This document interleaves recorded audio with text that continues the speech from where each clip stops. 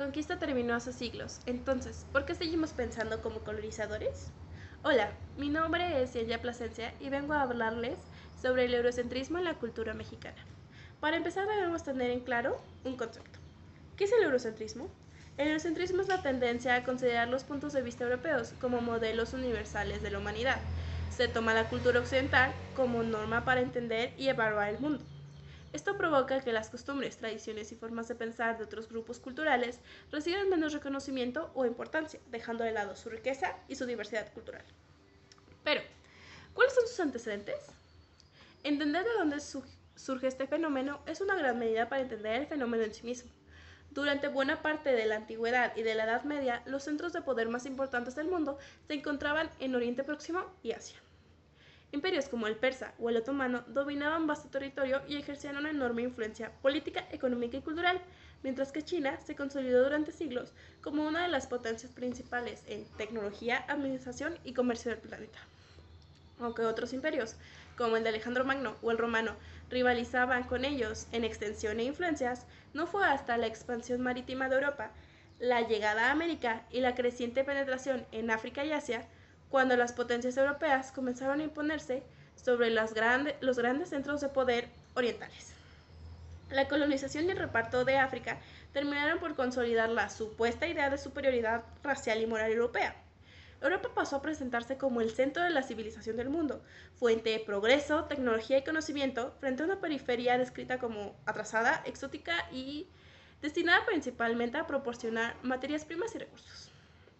Ahora, siendo conscientes de estos antecedentes, las causas del fenómeno se deben al colonialismo y la expansión imperial. A partir del siglo XVI, la colonización en América, África y Asia permitió que se creara una jerarquía global donde Europa se posicionaba como la superior.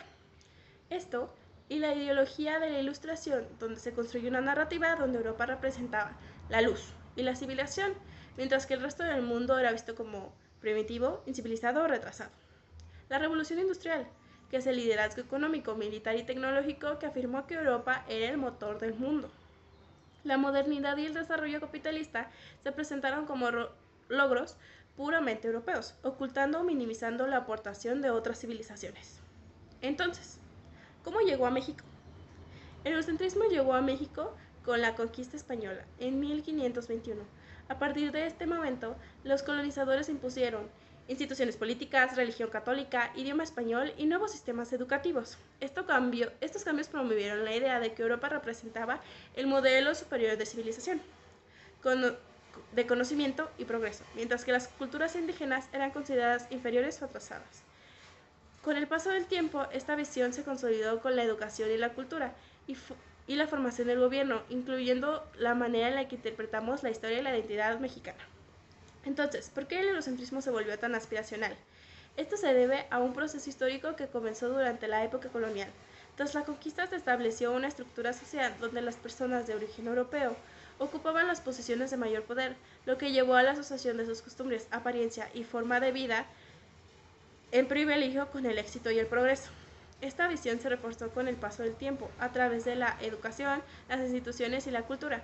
Más tarde, durante el Porfiriato, la influencia europea se hizo aún más evidente con la arquitectura, la moda y la proyección de modernidad, fortaleciendo la idea de que Europa representaba el ideal del desarrollo. Esta idea también se transmitió mediante expresiones puras como cásate con un güerito para mejorar la raza o pareces de buena familia, que representaban cómo ciertos rasgos físicos y culturales fueron vinculados con mayor estatus social. Como resultado, se desarrolló un aspiracionismo hacia la blancura y los modelos culturales europeos que aún podemos observar en distintos aspectos de la sociedad mexicana.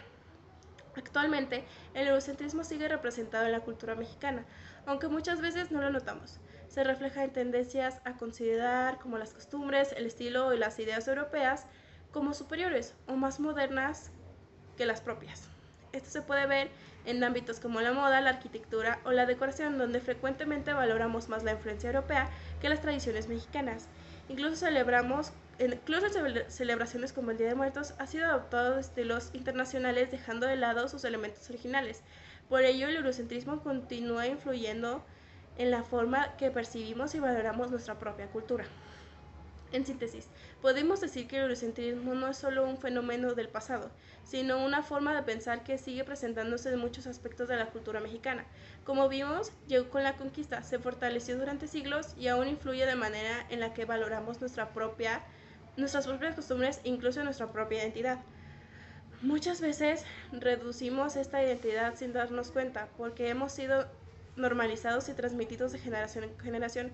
Sin embargo, reconocemos su existencia es el primer paso para cuestionarlo, revalorar nuestras raíces, nuestra diversidad cultural y nuestra historia, que no significa rechazar otras culturas, sino dejar de considerar una sola como una idea superior.